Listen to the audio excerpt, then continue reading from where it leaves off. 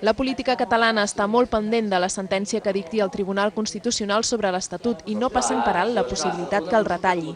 El conseller de Governació creu que, en aquest cas, la llei de consultes populars seria la resposta idònia.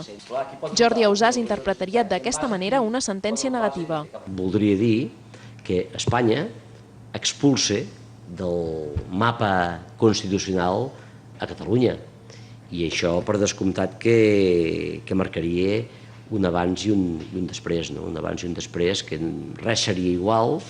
Ausàs està convençut que l'última paraula no la pot tenir un tribunal, sinó que l'han de tenir els ciutadans. De la seva banda, el PP català considera inacceptable que el govern es pugui plantejar no complir íntegrament la sentència del Constitucional. Per això ha llançat un missatge a José Montilla. Voldríem que deixés clar que aplicarà la sentència amb tota la seva integritat, perquè declaracions com la del representant de política lingüística, dient que buscaran qualsevol possibilitat per no aplicar la sentència, ens sembla fora de lloc, ens sembla inacceptable en un estat de dret. Alicia Sánchez Camacho considera